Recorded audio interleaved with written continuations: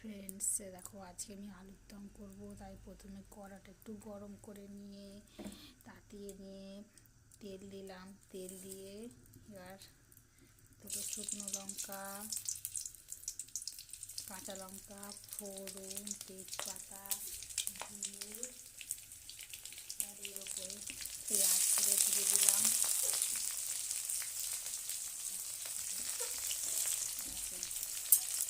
পেঁয়াজগুলো দিয়ে একটু নেড়ে চেড়ে নিয়ে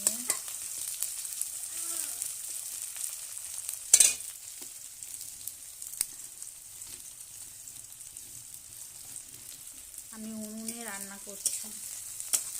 উনুনে রান্না করতে আমার খুব ভালো লাগে। এই যে দেখো, আমাদের গ্রামে বাড়ি, নতুন আলু, মাঠ থেকে নতুন আলু নিয়ে এসেছে। দেখো বড় বড় করে আলু কেটে রেখেছি, আলুর দম হবে। হয়ে গেল, পেঁয়াজগুলো ভাজা হয়ে গেল। টমেটো, দেখো টমেটোটাও দিয়ে দিলাম। দিয়ে এবার এরপরে আলুগুলো দিয়ে ভাজবো।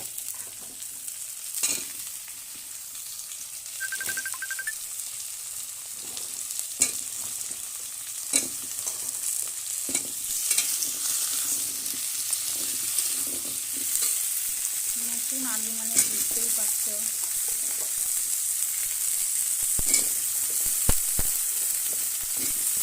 কতটা টেস্ট হবে। নতুন গাছে নতুন আলু।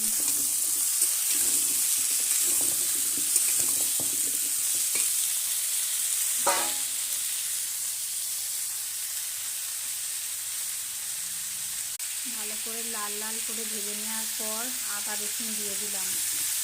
এবার আদা রসুন দিয়ে নেড়ে নেব।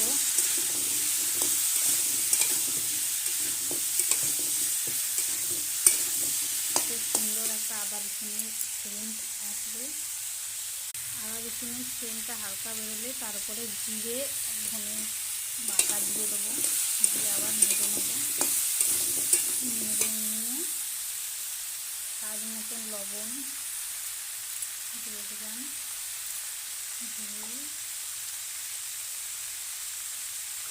লঙ্কা গুঁড়ো দিয়ে দিলাম। আর এই হলুদ গুঁড়ো দিয়ে দিলাম। দিয়ে এবার নেড়ে নেব।